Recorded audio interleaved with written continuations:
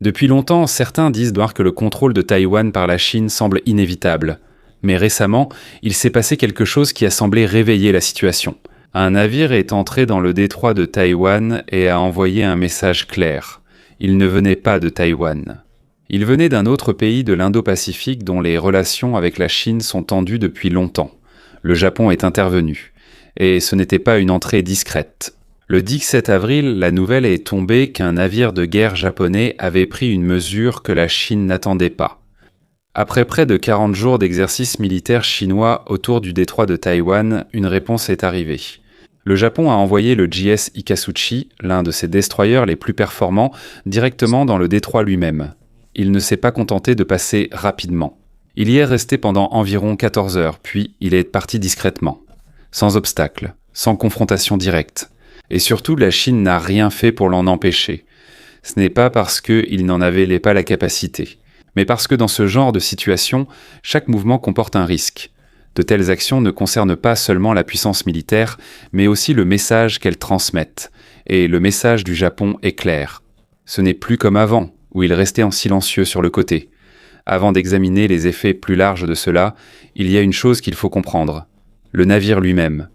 Mais avant de commencer, n'oubliez pas d'aimer cette vidéo. C'est très important pour nous, les créateurs de contenu. Merci beaucoup et maintenant, commençons. Le JS Ikatsuchi n'est pas un simple navire de guerre ordinaire. Il a été mis en service en mars 2001. Il peut atteindre une vitesse d'environ 30 nœuds, soit environ 35 miles par heure, mais la vitesse n'est pas ce qui est le plus important, ici. Sa véritable puissance réside dans ses armes. Il est équipé d'un canon naval de 76 mm et 2 systèmes Phalanx CIWS capables de tirer jusqu'à 4500 coups par minute. Il est conçu pour neutraliser les menaces entrantes en quelques secondes seulement.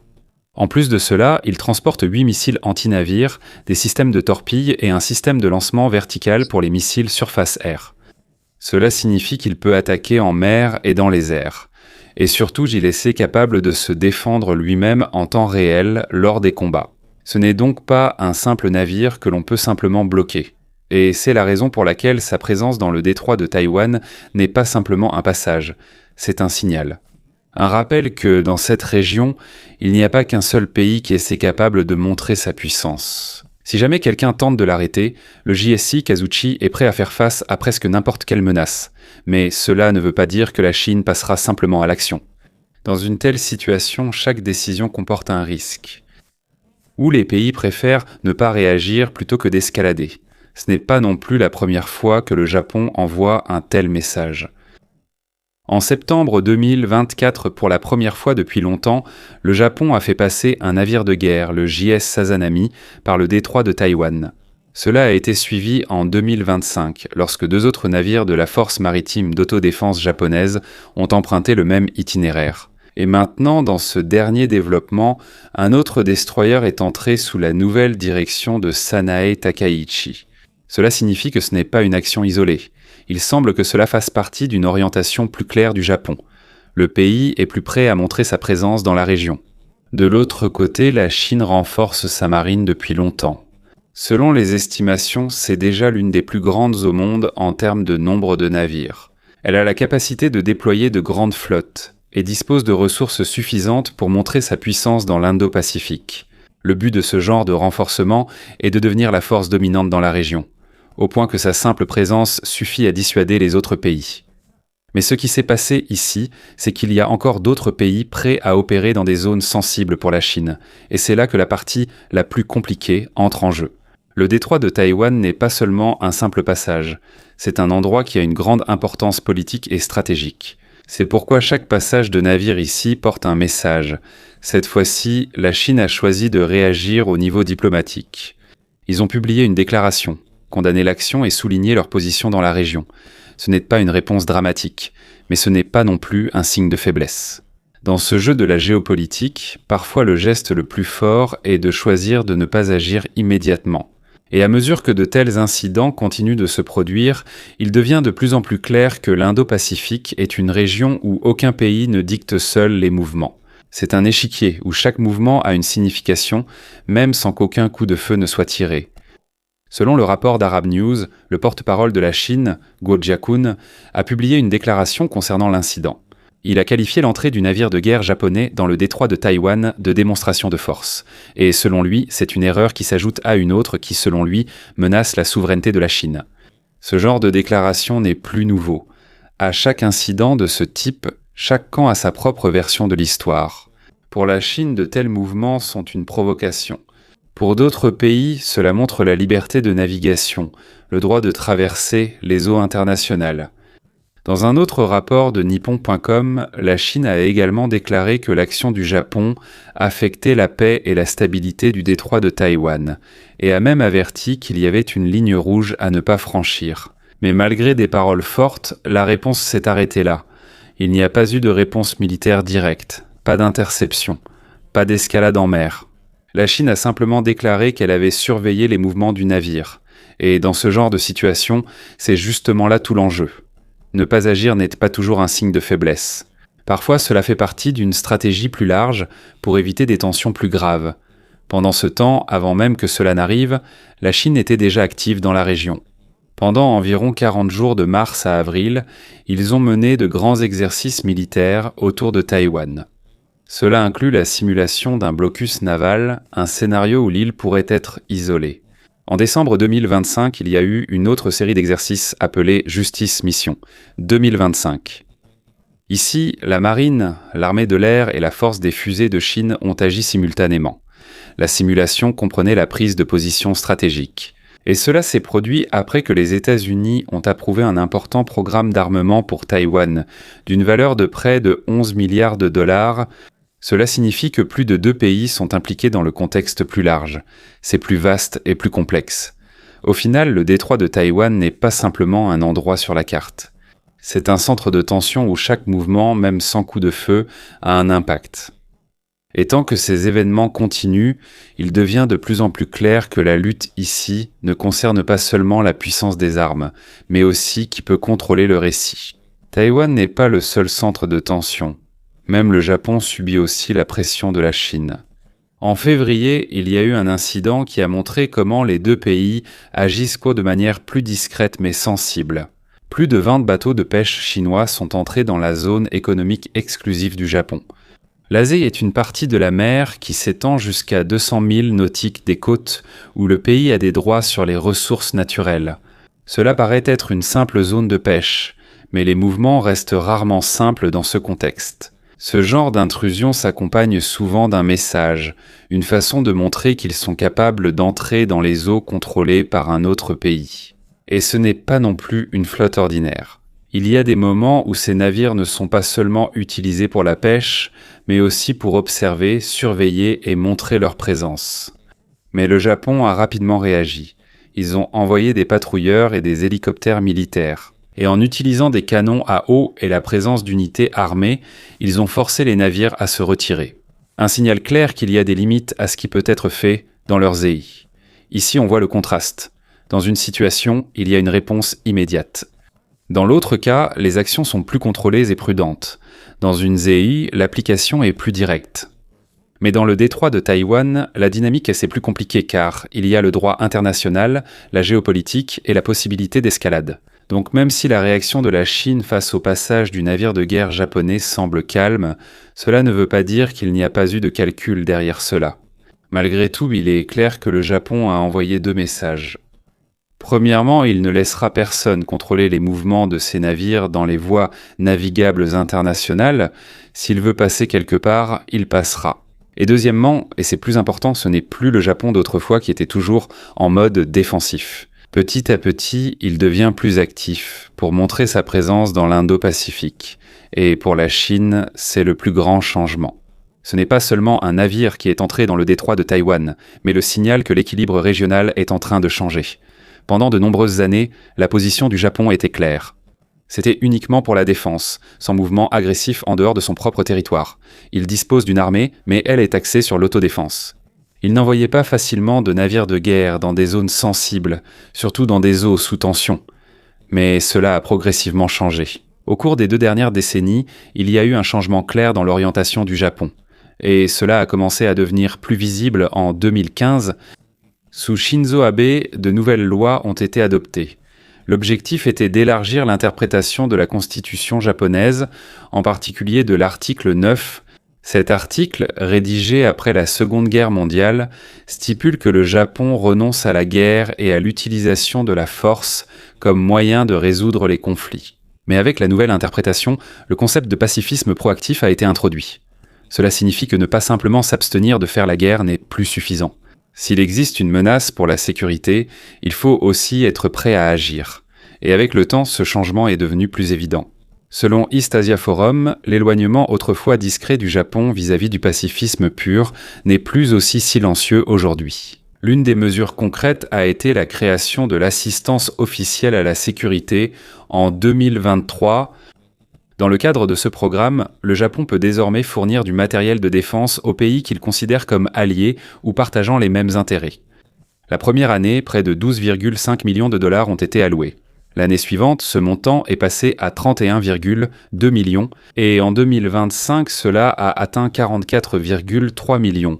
Ce n'est pas énorme comparé à d'autres puissances militaires. Mais ce qui est important, c'est que la tendance est à la hausse. L'investissement augmente et la majorité de l'aide va aux pays situés sur des routes maritimes stratégiques. Des routes importantes pour le commerce et la sécurité du Japon. Et c'est là que la situation devient plus intéressante, parce que ces mêmes routes sont aussi cruciales pour la Chine. Donc, du point de vue de Pékin, de telles mesures ne sont pas simplement une coopération. C'est un changement dans l'équilibre des pouvoirs dans la région. Et pour le Japon, c'est un signe clair, qu'il n'est plus suffisant de rester silencieux sur la touche. Le Japon a annoncé que son budget OSA pour l'année 2026 atteindra environ 116 millions de dollars. C'est plus du double de ce qu'ils ont dépensé en 2025. Ce n'est pas une augmentation soudaine, mais la direction est claire. L'investissement augmente progressivement. Le rôle du Japon dans la région s'élargit peu à peu. Cela commence par de plus petites étapes. Fournir une assistance militaire aux pays ayant les mêmes intérêts. Et montrer une présence dans des zones sensibles comme le détroit de Taïwan. Mais lorsque vous combinez tout cela, un tableau plus large se dessine. Ce n'est plus le Japon d'autrefois qui restait toujours en retrait. Il est maintenant prêt à agir. Et pour la Chine, il ne s'agit pas seulement de la puissance militaire. Le problème est plus complexe. Parce que le Japon n'est pas seulement un pays. C'est une chaîne d'îles qui a un impact majeur sur la géographie de la région. De l'île principale jusqu'aux plus petites îles, sa position s'étend sur la mer de Chine orientale et la mer des Philippines. Et si nécessaire, il a également accès aux routes menant à la mer de Chine méridionale. Dans un scénario hypothétique, si jamais un conflit éclatait à Taïwan, la situation idéale pour la Chine serait de pouvoir agir sans aucune entrave de la part d'autres pays. Mais en réalité, cela est difficile à réaliser. Pour atteindre le vaste Pacifique, les navires et les sous-marins doivent passer par des points d'étranglement, et c'est là que le Japon entre en jeu. Il existe un concept connu sous le nom de première chaîne d'îles. Il s'agit d'une ligne d'îles qui s'étend du Japon jusqu'à Taïwan. Cela inclut des endroits comme Okinawa et les îles Senkaku. Même si certaines de ces îles sont petites, leur emplacement est stratégique. Par exemple, elles sont proches du détroit de Miyako. C'est un passage clé vers le Pacifique. C'est là que les navires doivent passer pour atteindre des eaux plus ouvertes. Et ce n'est pas tout. Elles font aussi partie de la chaîne des îles Ryukyu, y compris Miyako et Yaeyama. Ensemble, elles forment une sorte de barrière naturelle. Ce n'était pas un mur au sens littéral. Mais c'est une série de positions stratégiques permettant de surveiller les mouvements en mer. Et c'est pour cela que le Japon est important dans la vision d'ensemble. Ce n'est pas seulement un pays qui montre sa force. C'est un emplacement qui peut changer la dynamique de toute la région. On voit tout de suite pourquoi le Japon est important dans l'équation. S'il y a un conflit à Taïwan, il ne s'agit pas seulement de Taïwan. Toute la région autour est concernée. Pour la Chine, il est essentiel d'empêcher l'entrée d'autres pays, surtout les États-Unis. Mais ce n'est pas facile si le Japon est présent dans les passages stratégiques. L'un des plus importants est le détroit de Miyako. C'est l'une des principales routes vers le Pacifique. Si le Japon peut surveiller ce passage, les navires chinois auront du mal à sortir ou à se déplacer librement. D'un autre côté, la Chine a aussi une option. Essayer de contrôler ces passages. Selon le South China Morning Post, la Chine pourrait utiliser cette stratégie pour faire pression sur la chaîne d'îles du Japon. Mais ce n'est pas une solution simple. Si la Chine se concentre sur un blocus, cela divisera son attention et ses ressources. Pendant qu'elle surveille un endroit, d'autres zones peuvent rester sans surveillance. De plus, le Japon n'acceptera pas facilement ce genre de manœuvre autour de son propre territoire. Si cela se produit, il est probable que le Japon montrera aussi sa propre force à travers ses navires et peut-être même sa puissance aérienne depuis les îles. Et il y a un autre facteur important, Okinawa. Ce n'est pas simplement une île. C'est l'un des endroits les plus importants de la coopération entre le Japon et les États-Unis. Il y a de grandes bases militaires ici et des milliers de personnels provenant de différentes branches de l'armée américaine. Cela signifie que toute action directe dans cet endroit aura des répercussions plus larges. D'autres pays pourraient être impliqués. Et c'est là que la situation devient plus dangereuse. D'un autre côté, le Japon se prépare depuis longtemps. Même s'il n'était pas agressif auparavant, il renforce progressivement ses capacités. Il possède une flotte de destroyers modernes, y compris des navires comme le JS Ikazuchi. Mais au-delà de cela, il possède aussi des porte-hélicoptères comme le JS Izumo et le JS Kaga. Ces navires ont été modernisés pour pouvoir transporter des avions F-35B, des jets capables de décoller même sur une piste courte. Lorsque la puissance aérienne et la flotte navale sont combinées, les opérations du Japon deviennent plus flexibles en mer et dans les airs. Même si ce n'est pas la flotte la plus importante en nombre de navires, mais grâce à la combinaison de la technologie, de la localisation et de la coordination, cela devient une force importante dans la région. Et au final, c'est ça le plus important. Ce n'est pas seulement une question de quantité d'armes, mais aussi de la façon et de l'endroit où on les utilise. Au minimum, le Japon a la capacité de surveiller les passages critiques comme le détroit de Miyako si nécessaire. C'est une position qui peut aussi donner du temps pour l'arrivée des alliés, surtout des États-Unis. Mais il ne s'agit pas seulement de capacité. La question la plus importante demeure. Le Japon est-il vraiment prêt à intervenir en cas de conflit à Taïwan ? Ces dernières années, la réponse semble de plus en plus claire. Quelques semaines après son entrée en fonction, Sanae Takaichi a déclaré que l'utilisation de la force contre Taïwan pourrait être considérée par le Japon comme une situation menaçant sa survie. Cela signifie que ce n'est plus aussi simple. À l'étranger, cela est désormais directement lié à la propre sécurité du Japon. Et lorsque le cadre est ainsi posé, la réponse change. Ce n'est plus simplement un observateur neutre. Le Japon devient un participant plus actif à la sécurité régionale. Pour la Chine, ce message est important, car cela montre que tout mouvement à Taïwan n'est pas isolé. Cela a un effet d'entraînement dans toute l'Indo-Pacifique, et le Japon n'est pas le seul facteur ici. Il y a des exercices conjoints menés avec les États-Unis et d'autres pays comme les Philippines. De l'autre côté, la Chine continue également ses propres exercices dans le Pacifique. Cela signifie que les deux parties montrent leur présence, non pas pour s'affronter immédiatement, mais pour démontrer jusqu'où vont leurs capacités et leur engagement. Et dans une perspective plus large, il ne s'agit pas seulement de deux pays. Il y a d'autres acteurs qui observent, y compris la Russie qui a ses propres mouvements dans la région. Le calendrier de chaque action, des visites de navires, des exercices conjoints et des déploiements n'est pas le fruit du hasard. Tout cela fait partie d'un échiquier beaucoup plus vaste. Et au final, ce qui s'est passé dans le détroit de Taïwan n'est pas simplement un incident. C'est un signal que l'équilibre des pouvoirs dans l'Indo-Pacifique continue d'évoluer. Et au fil du temps, chaque mouvement devient plus clair.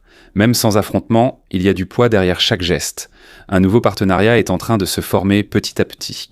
Et les armes envoyées en Ukraine, ce n'est que le début, le tableau est bien plus large.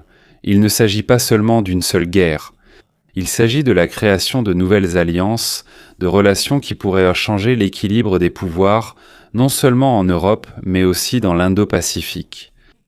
Alors que les tensions s'intensifient dans différentes parties du monde, il devient de plus en plus clair que les pays n'agissent pas plus seuls. La coordination s'intensifie, les partenariats s'approfondissent. Et chaque accord, chaque livraison, chaque exercice conjoint a une signification plus profonde.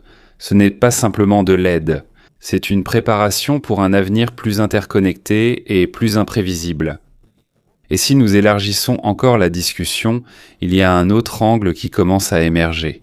Son impact direct sur les flux commerciaux dans la région. Car à mesure que la tension s'intensifie dans l'Indo-Pacifique, ce n'est pas seulement le secteur militaire qui est affecté, mais aussi l'activité économique. Certains rapports indiquent que des entreprises ajustent déjà leurs itinéraires maritimes, non en raison d'un affrontement direct, mais à cause du risque. Des tensions à un point de passage stratégique, même ouvert, augmentent le risque de retard. Lorsqu'il y a une inspection ou un changement soudain des règles, même un petit retard dans le monde du commerce peut entraîner des coûts importants. Maintenant, imaginons l'effet de cela sur un système plus vaste. Si davantage de navires évitent les zones sensibles, les itinéraires seront plus longs, le coût du carburant augmentera et les livraisons seront plus lentes. Et lorsque cela se produit à grande échelle, cela se ressent dans le prix des produits. Pas immédiatement, mais progressivement. Et c'est là que cela devient clair. La tension qui semble lointaine a un impact direct sur la vie quotidienne. Il y a une autre perspective, son effet sur la planification de la chaîne d'approvisionnement. Avant, l'objectif était l'efficacité, ce qui était le plus rapide et le moins cher. Mais aujourd'hui, la fiabilité c'est plus importante. Selon certaines analyses, les entreprises les préfèrent désormais ce qui est plus sûr plutôt que ce qui est le plus rapide. Elles privilégient un itinéraire prévisible, même s'il est plus long. Dans cette situation, le plus dangereux n'est pas la lenteur, mais l'imprévu. Maintenant, parlons d'un autre aspect, l'impact de cela sur les petits pays de la région. Alors que les grands pays affichent leur présence, les plus petits sont obligés de s'adapter. Ils ne sont pas directement impliqués, mais ils se trouvent pris au milieu des manœuvres. Leur stratégie n'est donc pas la confrontation, mais l'équilibre. Ils communiquent avec les deux camps, évitent de prendre directement parti et maintiennent la stabilité dans leur propre région. Et dans ce genre de configuration, la diplomatie devient essentielle, pas pour gagner, mais pour rester en sécurité. Il y a un autre angle. L'effet de cela sur la technologie de surveillance maritime. Selon certains rapports, les pays renforcent leur connaissance du domaine maritime. Pas seulement à travers les navires, mais aussi par satellite, par des systèmes radars et par le partage de données. Cela signifie que la présence physique n'est pas la seule chose importante, mais aussi de savoir qui a la vision la plus claire de l'ensemble de la région. Et lorsque l'image est plus claire, la réaction est plus rapide. Les décisions sont meilleures, et le risque d'erreur est plus faible. Si l'on regarde dans son ensemble, ce qui se passe n'est pas seulement une montée des tensions, c'est un changement dans la façon dont la région évolue. Plus prudent, plus calculé, plus interconnecté. Et au final, nous revenons à un point simple. Chaque mouvement dans l'Indo-Pacifique n'a pas seulement un impact local. Cela fait partie d'un système plus vaste qui s'ajuste progressivement à une nouvelle réalité, une réalité où la stabilité n'est plus garantie. Et chaque décision a un impact qui va bien au-delà de ce que l'on attend. Et si nous élargissons encore le tableau, il y a un autre angle à considérer. Son impact sur l'évolution de la technologie à l'avenir. Dans une telle situation, le développement des systèmes sans pilote s'accélère. Des drones en mer, dans les airs et sous l'eau, pas forcément pour le combat immédiat, mais pour une meilleure connaissance de la situation. Plus de données, une image plus claire. Maintenant, imaginons son impact. Plus il y a de capteurs, moins il y a d'angles morts. Et quand il y a moins d'angles morts, il devient plus difficile de faire un mouvement sans être remarqué. Cela signifie que l'espace pour la surprise se réduit. Maintenant, il y a une autre couche, le rôle de l'intelligence artificielle. Selon certaines analyses, il existe des systèmes capables de traiter une grande quantité de données en peu de temps. Ils peuvent détecter des schémas et aider à la prise de décision. Cela signifie que le passage de l'information à l'action ait été plus rapide. Et plus c'est rapide, plus la situation devient dynamique. Si l'on regarde l'ensemble, ce qui se passe, c'est l'entrée dans une nouvelle ère. Une ère où la lutte n'est pas seulement physique, mais dépend aussi des données. Et au final, le véritable avantage réside dans la capacité à comprendre avant d'agir.